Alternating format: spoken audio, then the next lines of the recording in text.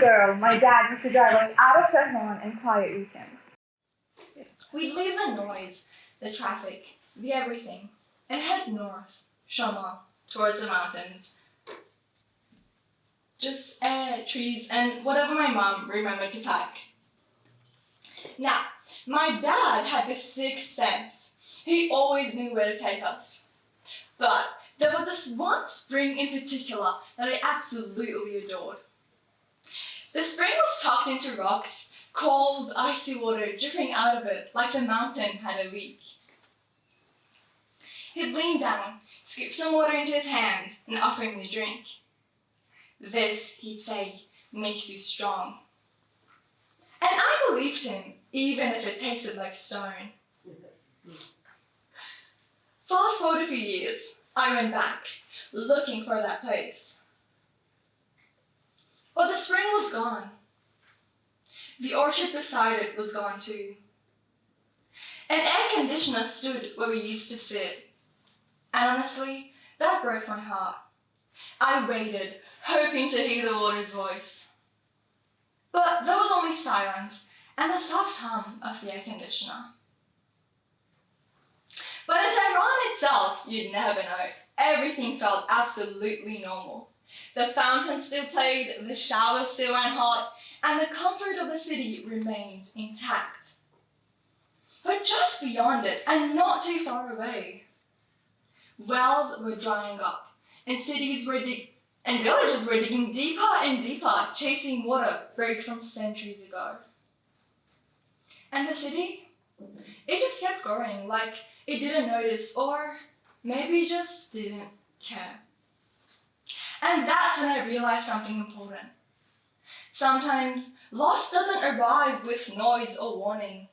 Sometimes some things just disappear in silence.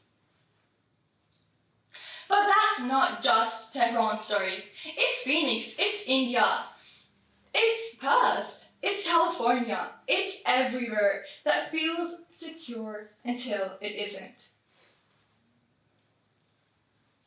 So,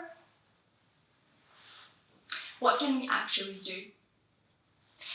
But first, let me tell you something pretty interesting. Every minute you spend in the shower, that's 8 to 10 liters of water. Take a 10-minute shower. That's 400 full cups, one person, one day. Still not freaking out? Okay, so the earth is what, 70% water? Great, except nearly all of that is salt and most of what remains is frozen. So what we actually have to drink and clean and grow is a fraction, a vanishingly small slice. It's one that over 1.1 billion people struggle to obtain daily. And it's not just about water. When irrigation fails, food prices climb. When sanitation breaks down, diseases spread. When rivers shrink, conflicts emerge. And I could go on forever. The point is, you might not feel drought at your doorstep, but it echoes through your groceries, your bills, your sense of stability.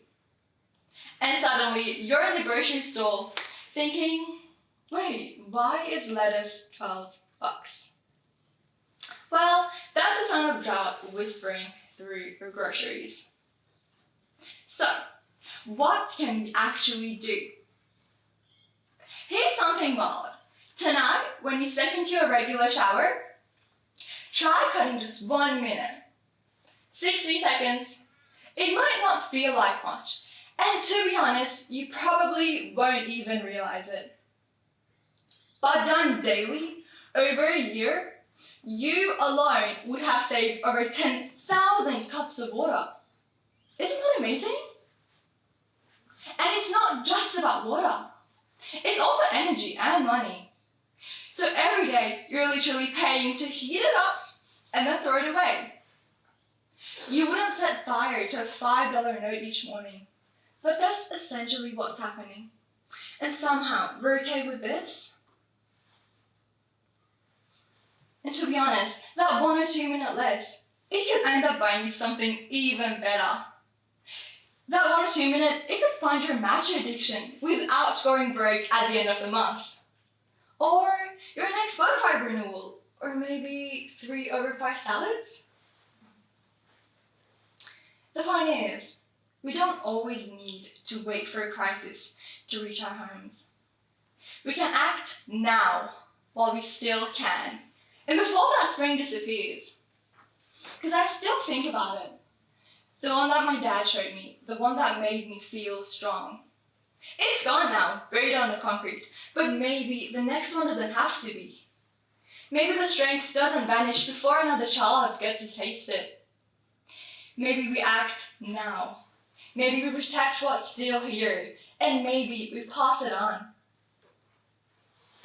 Because it starts with you, today, in your own home. 1 minute less, one step closer to a more sustainable world. Are you in? Thank you.